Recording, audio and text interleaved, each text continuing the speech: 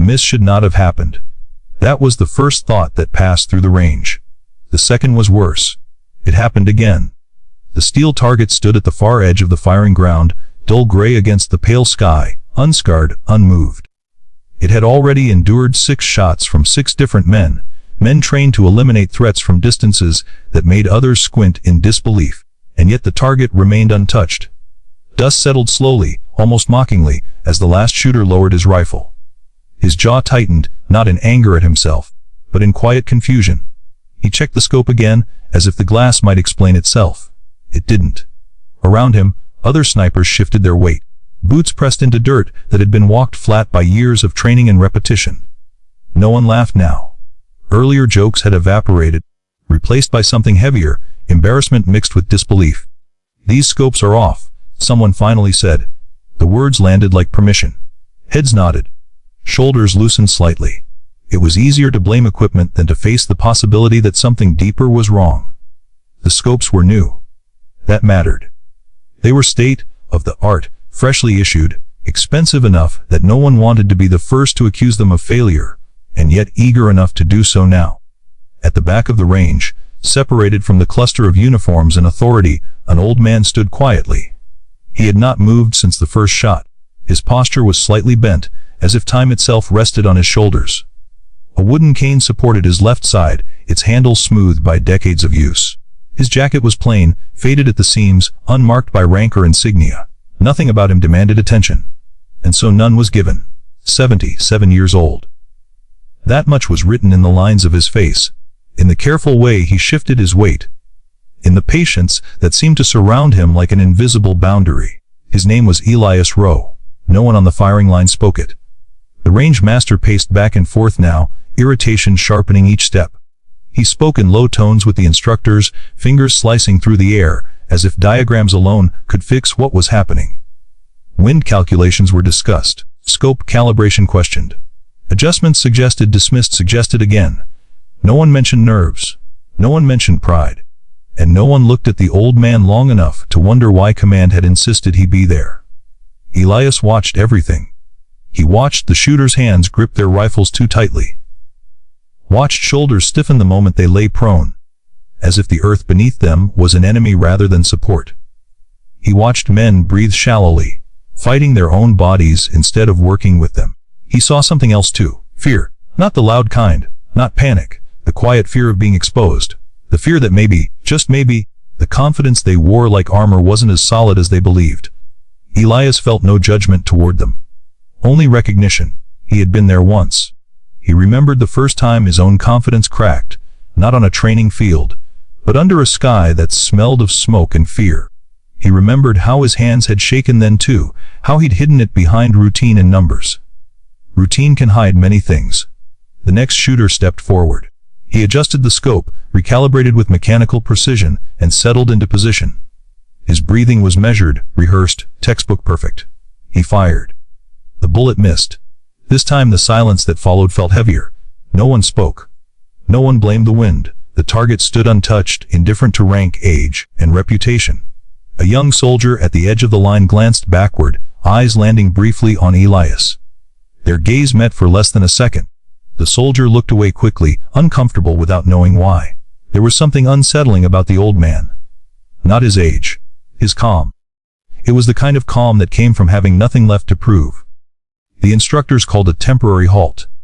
Voices were lower now, frustration pressing against professionalism. Pride leaked through clipped sentences and forced patience. Elias shifted his grip on the cane, the wood warm beneath his palm. The air smelled of oil dust and sun-heated metal. Underneath it all, faint but unmistakable to him, was the memory of cordite, a smell that never truly leaves once it becomes part of your life. He inhaled slowly. For a moment, the range blurred into something else. A ridgeline under a different sky, a radio pressed against his ear, a breath held too long. The memory passed. Elias opened his eyes again. Another shooter prepared to fire. Another miss followed. This time someone cursed under their breath. Anger had entered the space, not explosive anger. The kind that simmers quietly, turning inward. Elias remained silent, because silence had always been his weapon of choice. And because he knew something they didn't yet understand. The scopes were not the problem. The The problem with silence is that people often mistake it for emptiness. The instructors resumed their discussions with renewed urgency, their voices low but sharp, as if volume itself might expose their uncertainty. Charts were brought out. Numbers were rechecked. A wind meter was passed from hand to hand, though the breeze had not changed since morning. Still, the target stood. Still, confidence eroded. Elias remained where he was, neither closer nor farther from the line, as though he had learned long ago that proximity did not guarantee relevance. His presence was tolerated, not welcomed. A relic of a different time, standing quietly among men who believed history had already moved on without him. A young lieutenant stepped forward, frustration tight in his posture. He had the kind of confidence that came from recent success, from scores that still felt fresh and unquestioned. He lay prone, settled his rifle, and took longer than the others. He wanted this shot. He needed it. When he fired, the miss was unmistakable. His face hardened, not in embarrassment, in anger. "This doesn't make sense," he said, louder than intended. "I've run this range 100 times. No one contradicted him. Excuses were safer than honesty." The lieutenant sat back on his heels, ripping off his glove and pressing his fingers into his eyes. He didn't notice Elias watching him. Didn't see the old man's gaze soften with something that looked like understanding. Elias had seen this before. Men confronting the first hairline crack in their certainty. It never felt small when it happened. The range master cleared his throat, the sound sharp in the stillness. "We'll take 5 minutes," he said. "Reset. Hydrate, clear your heads." Relief rippled through the line, though no one said so. Rifles were rested against stands. Helmets came off. Water bottles were opened with hands that trembled just enough to be noticeable. Elias stayed where he was. A sergeant walked past him without looking, talking quietly to another instructor about recalibration procedures. Their voices dropped instinctively, as though Elias's age demanded reverence but not engagement. He caught fragments of their words. "Maybe the batch. Manufacturing variants. We'll flag it to procurement." Elias closed his eyes for a moment. Not in dismissal, in memory. He remembered a night decades ago, lying in mud so cold it burned, waiting for a target that never appeared. Equipment had failed then too. Radios crackled uselessly. Orders came late. And still, they had adapted. Because they had to. Because lives depended on it. A soldier nearby laughed nervously, trying to lighten the mood. The sound rang hollow. Another soldier didn't laugh at all, staring at the ground with a look that bordered on shame. Elias felt something stir in his chest. Not pride. Concern. These men were good. He could see it in the way they handled their weapons, in the discipline etched into their movements. But somewhere along the way, they had been taught to trust tools more than themselves. That was not their fault. It was a lesson the world had been slowly teaching everyone. Technology first, judgment later. The break ended. They lined up again. This time the tension felt different. Heavier, more personal.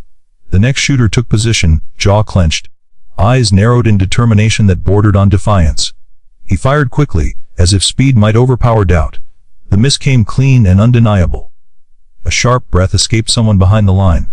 That breath carried something new. Fear, not a failure, of exposure. The instructors exchanged looks now. Shorter. Quieter. Pride was giving way to something else, the realization that this was no longer a minor anomaly.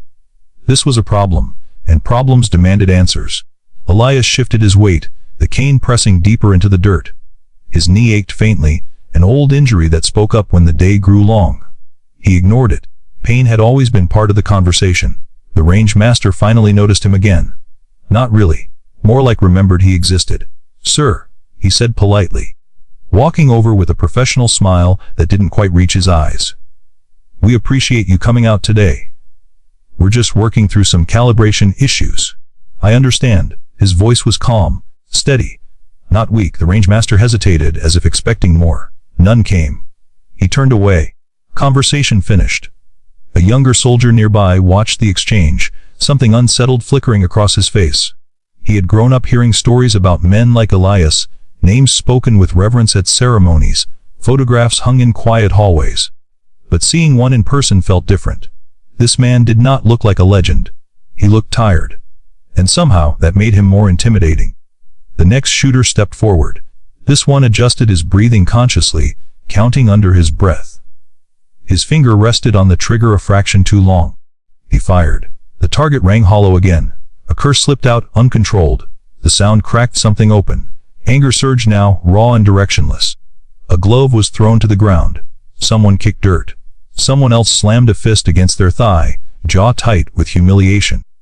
These were men trained to control chaos. And yet here they were, undone by a piece of equipment they had trusted blindly.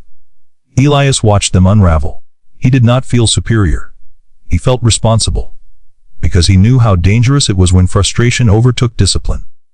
Because he knew what happened when men stopped listening to themselves, to their environment, to the quiet truths beneath the noise.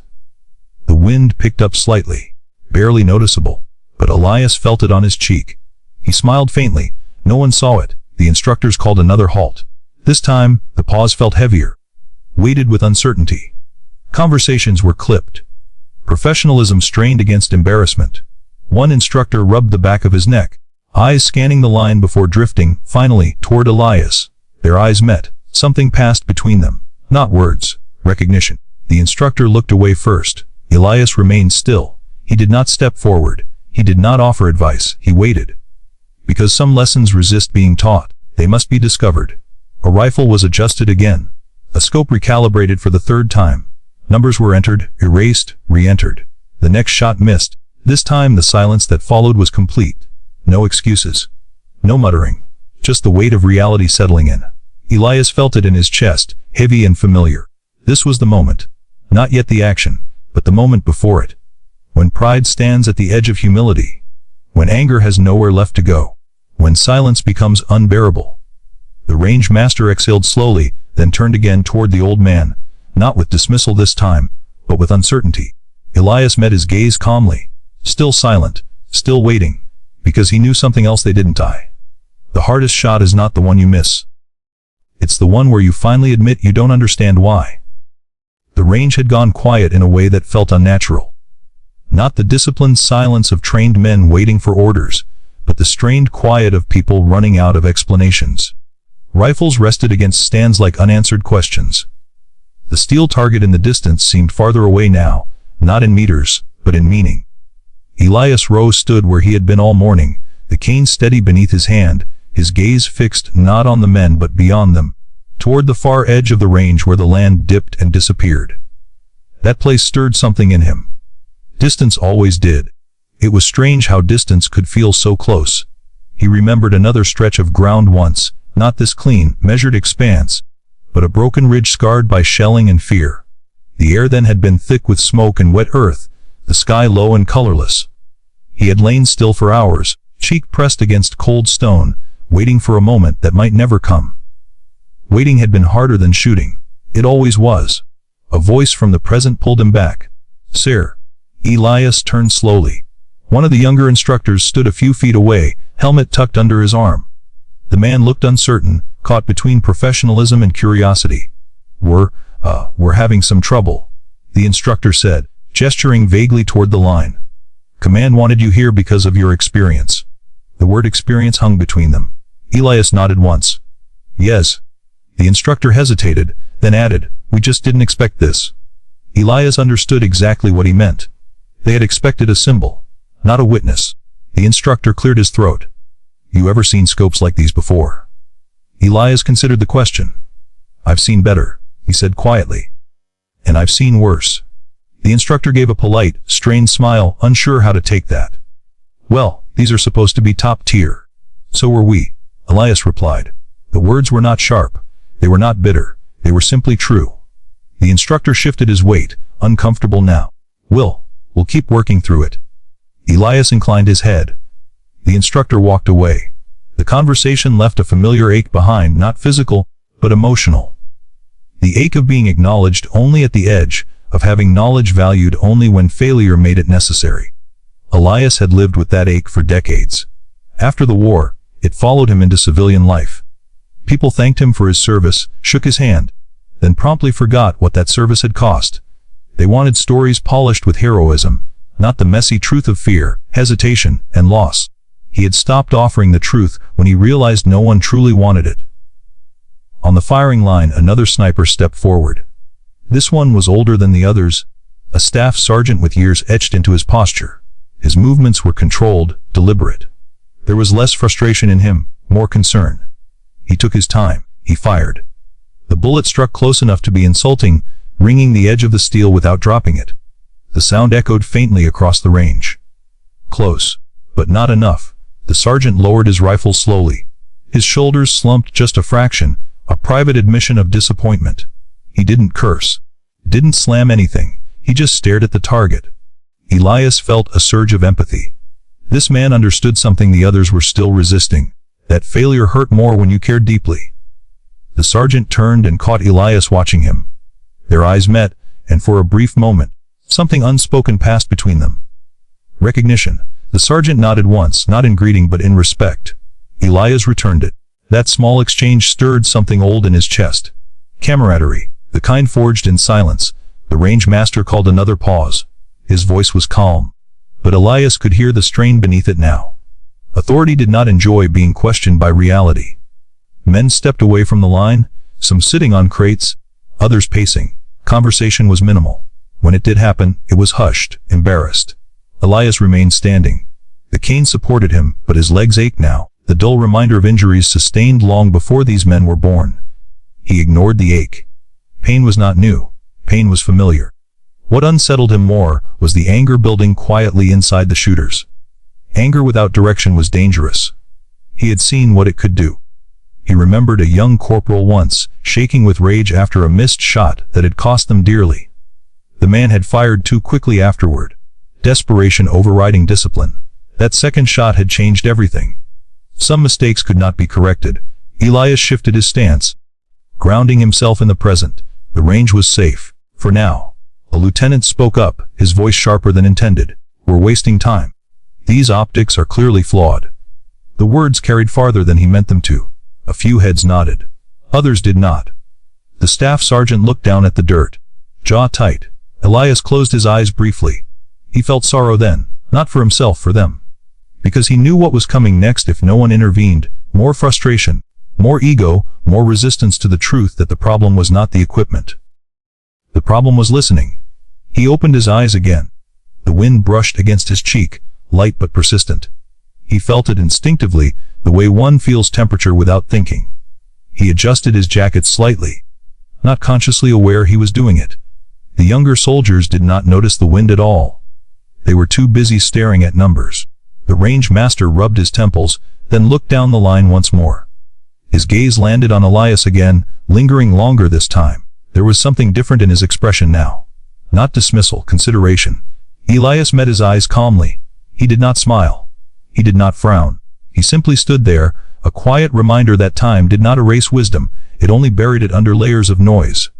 The range master looked away, conflicted. The break ended, they returned to the line. Another shooter lay prone. Another careful setup. Another breath held too long. The shot rang out. Another miss. This one was the worst yet, not because of distance, but because it was rushed. A ripple of tension passed through the group. Someone whispered, "Damn it." Elias felt the word resonate inside him. He remembered whispering it himself once, years ago, when everything seemed to hinge on a single moment. He remembered the man beside him then, his spotter, quiet, steady, trusting him completely. He remembered the weight of that trust more than the rifle itself. His spotter never came home. The memory tightened his chest. Elias exhaled slowly. That loss had taught him something he never forgot. Shooting was never just about hitting a target. It was about responsibility.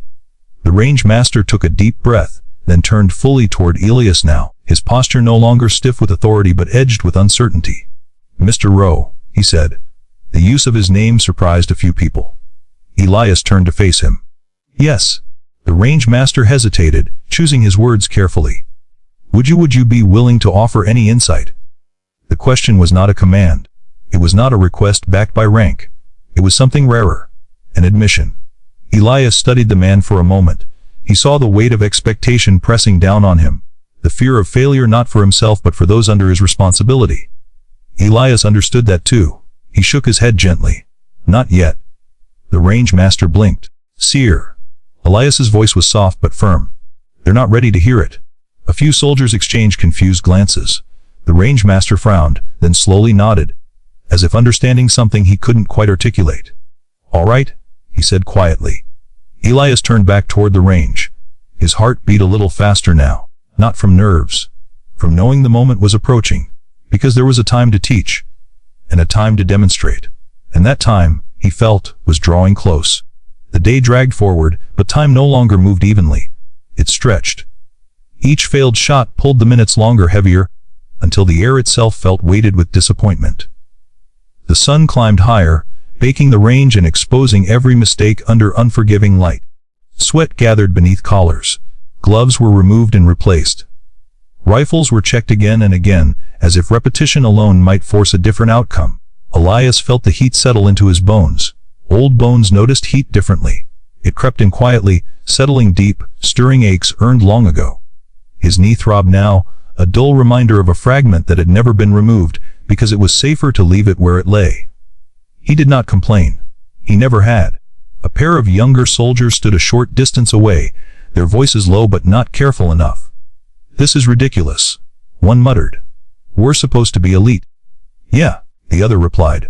"And we're getting schooled by steel plates." A short laugh followed, bitter and strained. Then, quieter, almost thoughtless. "Why is that old guy even here?" The words reached Elias easily. Age had taken many things from him. Hearing was not one of them. He felt the sting. Sharp and immediate, not because it was cruel, but because it was familiar. He had heard variations of it for years, after the war, at ceremonies. In meetings where his presence felt ceremonial rather than necessary. The dismissal hurt more than outright hostility ever could. He said nothing. The younger soldier glanced in his direction, eyes flicking away quickly, unsure whether he had been heard. Shame flickered briefly across his face before defensiveness replaced it. They turned away. Elias closed his eyes for a moment. Anger stirred. Not explosive. Not loud.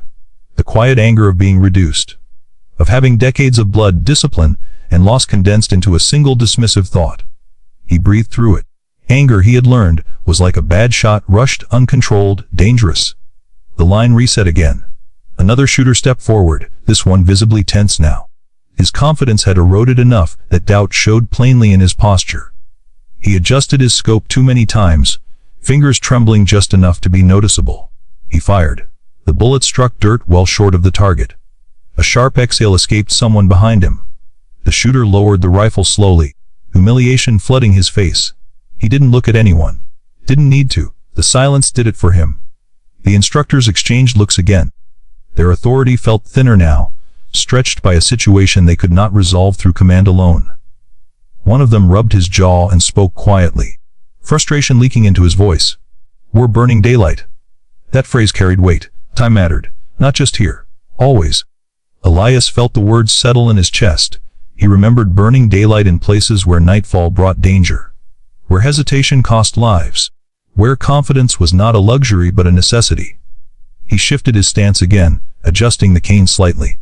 The simple motion drew attention this time. Several heads turned. Not toward the range. Toward him. The range master watched Elias carefully now, as if weighing something. His gaze was no longer dismissive, no longer uncertain. It was searching. Another instructor approached Elias, stopping just short of invading his space. His tone was polite, but there was an edge beneath it, impatience masked as professionalism. "With respect, sir," the instructor said, "we appreciate your service. Truly. But right now, we need solutions." The words were well intended. They still cut. Elias met the man's eyes calmly. "You think I don't know that?" he asked quietly. The instructor stiffened, surprised by the firmness beneath the calm. "I just mean," Elias raised a hand gently, stopping him. "I know what you mean." The instructor hesitated, then nodded awkwardly and stepped away. Elias felt the familiar weight of being thanked and dismissed in the same breath. Respect offered. Wisdom declined. The next shooter took position. This one rushed. The shot went wide. A curse followed, louder this time. The sound echoed off the surrounding hills. Elias flinched, not physically, but inwardly. The curse reminded him of another voice long ago, cracking under pressure, anger masking fear. That voice had belonged to a young man who had wanted to prove himself too badly. That young man had paid for it. Elias felt sorrow rise now, thick and heavy. These men were walking the same emotional path, unaware of where it could lead. He wanted to stop it. He wanted to step forward, take the rifle, show them. But restraint held him back.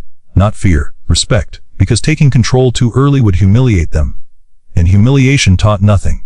The range master called another halt. His voice was steady, but his eyes betrayed concern now. "We're going to take a longer break," he said. "Clear your heads." Men stepped back again, movement stiff, defeated. One of the younger snipers slammed his helmet onto a crate, frustration finally breaking through discipline.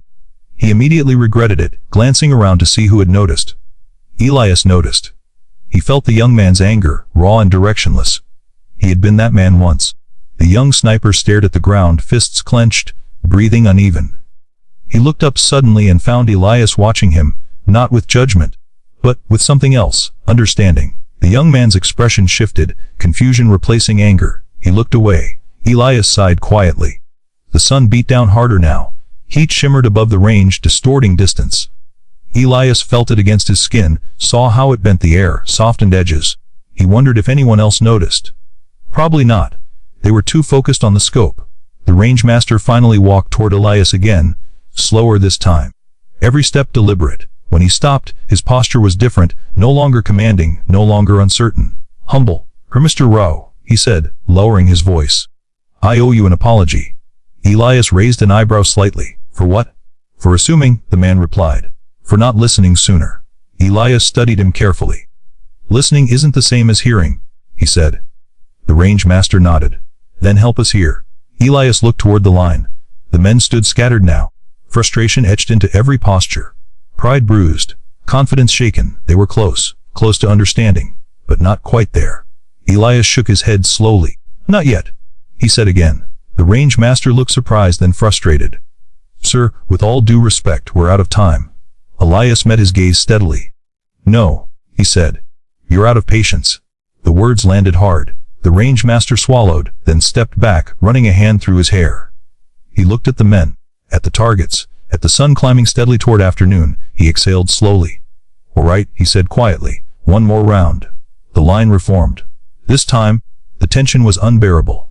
The next shooter took position with visible strain. His breathing was shallow. His movements rushed. Elias felt it in his chest before it happened. The shot missed badly. The sound echoed, hollow and accusing. Something broke then.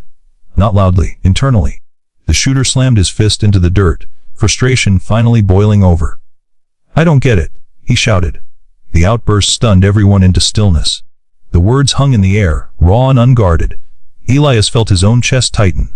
Because those words were the truth, and because admitting confusion was the first step toward learning. Elias took a slow step forward. The cane sank into the dirt. Every head turned. He stopped just short of the firing line. The moment balanced on a knife's edge. Elias felt his heart beat steadily. Not fast, not slow. Right. He looked at the shooter, then at the others. He did not raise his voice. He did not posture. He simply spoke. "You're trying too hard." The words were simple. They landed like a revelation. The shooter blinked. "What?" he asked, anger giving way to confusion. Elias continued, his voice calm, steady, unmistakably certain. "You're fighting the rifle. Fighting the scope. Fighting yourselves." Silence followed. No one interrupted. Elias gestured toward the range. "The target hasn't changed. The wind hasn't changed. The only thing that's changed is you." The words cut deeper than any reprimand. Because they were true. Elias paused, then added softly, "If you don't trust yourselves, no equipment will save you." The range was completely silent now. Even the wind seemed to pause. Elias felt the weight of every eye on him. The moment he had waited for was here. Not yet the demonstration, but the opening. The door that had finally cracked. No one spoke after Elias's words. They didn't need to. The truth had a way of filling space on its own. The men stood frozen, rifles hanging heavy in their hands. Eyes no longer on the target, but on the old man who had stepped just short of the firing line. Something had shifted, not dramatically, not loudly, but unmistakably. Elias felt it. The moment had arrived, not because he wanted it, because it could no longer be avoided. The rangemaster looked at him, then at the line. Then back again. His authority, once firm and unquestioned, had softened into something more human. "Would you?" he began, then stopped. As if unsure how to phrase it, Elias saved him the effort. "May I try?" he asked. The words were calm, familiar, unassuming. The rangemaster nodded immediately. "Yes, please." A rifle was handed to Elias. It felt different than he remembered. Lighter, cleaner. Too perfect. Modern rifles were built for efficiency. For repeatability, for speed. They lacked the scars, the personality, the weight of history. Still, when Elias wrapped his hands around the grip, something old stirred awake. Muscle memory did not care about age. His fingers adjusted naturally, instinctively, as if the decades between this moment and the last had folded in on themselves. The rifle rested against his shoulder, and for the first time that day, the line felt quiet, not tense, reverent. Elias took a step forward. The cane sank into the dirt beside him, then he set it gently aside. A few people inhaled sharply at that, the small but unmistakable signal that he would not be leaning on anything now but himself. His knee protested immediately, a deep ache flaring in response to the sudden shift in balance. He acknowledged it, then dismissed it. Pain was an old companion. It did not get to make decisions. He lowered himself slowly, deliberately into position. The movement was not graceful, but it was controlled. Each motion carried intention, not hesitation. The rifle rested, the scope gleamed. Elias did not look through it right away. Instead, he closed his eyes. The range faded. The heat softened, and memory took him somewhere else entirely. He was younger then, stronger, lying prone beneath a sky that smelled of smoke and fear.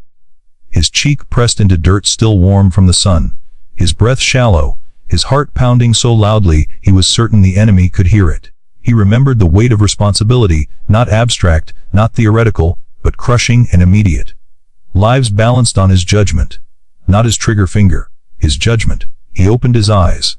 The present rushed back in quietly. He adjusted his position slightly, ignoring the ache in his knee, the stiffness in his back. His breathing slowed, not forced, not counted, natural. The scope came into view. The world narrowed. The steel target stood far away, shimmering faintly in the heat. Elias did not chase it. He let it come to him. The wind brushed his cheek, light but steady. He felt it without thinking, the way one feels rain before seeing it. He adjusted, not consciously, not mathematically. He smiled faintly. The scope stopped moving. The rifle became an extension of him, not a tool to be mastered but a partner to be respected. His finger rested on the trigger, not tense, not eager, ready. He exhaled slowly. The shot broke. The sound was sharp, final, and immediately different. The steel target rang true, a clean, unmistakable strike dead center. It fell backward with a finality that echoed across the range. Silence followed. Not the stunned silence of surprise, the humbled silence of understanding. Elias remained still for a moment, as if listening for something only he could hear. Then he exhaled, the breath carrying more than air, carrying years, losses, memories. He lowered the rifle carefully. Around him, no one moved. The men stood frozen, eyes wide, expressions stripped bare of ego and doubt. The instructors stared openly now, professionalism forgotten. The range master felt his throat tighten, words failing him.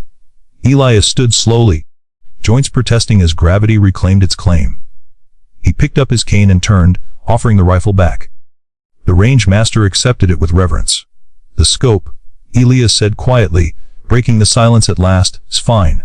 He looked at the men. You're just listening to it instead of yourselves. The word settled deeply. A young sniper swallowed hard. Another felt heat rise behind his eyes, emotion he hadn't expected and didn't quite understand. The staff sergeant closed his eyes briefly, breathing in as if something long knotted inside him had finally loosened. One of the instructors found his voice. Sir, when was the last time you fired a rifle? Elias considered the question. He looked back toward the fallen target, then beyond it, farther than anyone else could see. Every day, he said softly. Some shots just don't use bullets. No one laughed. No one questioned him. The truth of it settled over them like a quiet blanket. Elias continued, his voice calm, steady, unassuming. Technology can help you see, he said. But it can't teach you patience. He paused, then added, almost gently, and patience is what keeps you alive when everything else fails. The men absorbed the words in silence. The range master stepped forward, removing his cap. His voice was thick when he spoke. Thank you, he said, for your service, for your patience, for reminding us. Elias nodded. No pride swelled in his chest, only relief, because the lesson had landed, the line reformed. This time, something was different. The next shooter lay prone more slowly. He adjusted less, breathed more. His hands were steady now, not because the fear was gone, but because it was understood. He fired. The target rang. Another hit followed. Then another. Not perfect, but honest. Confidence returned, quieter, deeper, earned. Elias stepped back, leaning on his cane again as his knee reminded him sharply of its age. He did not mind. Pain now felt like confirmation that he had given what he could. The men did not celebrate. They did not shout. They simply worked, focused, disciplined, present. That was enough. Elias turned away from the range, walking slowly toward the shade. No one stopped him. They didn't need to, because something far more important than a shot had been given that day. Perspective and respect. Elias walked slowly toward the far edge of the range, the cane pressing firmly into the dirt with every step. The sun had climbed high overhead, but the air no longer felt oppressive. The tension that had weighed on every shoulder, every heart, seemed to settle gently with each passing moment. The men behind him stood straighter now. Not out of fear, not out of rank, but out of respect, quiet, earned, unspoken. They understood, finally, that mastery was not in equipment or position, but in presence, patience, and knowing oneself. The staff sergeant approached Elias cautiously, not certain what to say, not sure if words could ever reach the depth of what had just happened. "Sir," he said softly. "Thank you," Elias nodded. "You don't need to thank me," he said. "You needed to see it for yourselves." The words were simple. They were enough. The younger shooters, too, began to understand. Their pride was still bruised. Their confidence still tempered by humility. But it was genuine now, earned through observation, not instruction. The realization had been delivered in a way that could not be forgotten. Discipline alone was not sufficient. Experience, patience, and quiet courage mattered just as much. The range master, still standing near the fallen steel targets, removed his cap again. He ran a hand through his hair, a small human gesture that betrayed relief, pride, and something deeper, shame for underestimating the man before him. He looked at Elias and said, with a quiet reverence, "You've reminded us what we've been missing." Elias accepted the words with a nod, neither proud nor humble, simply present. The men returned to their rifles, this time with purpose tempered by understanding. Shots rang out with newfound steadiness. Each hit was not perfect. Nothing ever is, but each was honest. Each carried the weight of presence, awareness, and patience. They had learned that the rifle could only follow the hand that guided it, and the hand could only follow the mind that truly saw. Elias's gaze shifted to the horizon. He remembered every ridge, line, every distant target that had once carried leaves on its surface. He remembered friends lost, decisions that had weighed too heavily, and moments of quiet victory that no one had ever witnessed. The memory of pain intertwined with purpose, forging clarity he had carried for decades. He had come here expecting nothing. The invitation had been ceremonial, a courtesy, but he had arrived fully present, and presence alone had changed everything. A young sniper approached him timidly, unsure of what to say. He extended a hand, not expecting it to be shaken, but needing to offer it anyway. Elias accepted. The handshake was firm, honest, carrying the unspoken acknowledgement of generations. The boy's eyes glistened with a mix of awe and gratitude. "You've shown us more than just marksmanship," he said. "Well, we understand now." Elias simply nodded, letting silence do the work that words could not. The line slowly dispersed. Men returned to their instructors, their rifles, and the rhythm of training, but something had shifted forever. The lesson was no longer mechanical. It was human, and it would be remembered. Alone at last, Elias leaned on his cane and watched the range. The sun shimmered across the heat-warped dirt. The steel targets lay fallen, some battered, some barely scratched, all now symbols of lessons earned rather than prizes. He breathed in the dry air, tasting dust and sun, and the faint hint of oil and gunpowder, all scents that reminded him of battles both past and present. A soft smile tugged at his lips. The day had been long. The ache in his knees and back reminded him that age was undeniable, but he had not come for himself. He had come to bear witness, to offer guidance silently, and to let the truth emerge on its own. And it had. The quiet triumph of presence, patience, and observation was far more powerful than any applause. He had taught without raising his voice.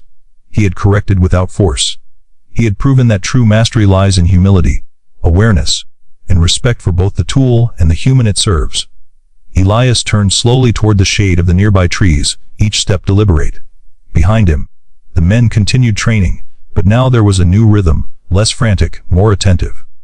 The youngest snipers whispered among themselves, hesitant yet inspired. The older ones nodded quietly, passing along unspoken acknowledgement.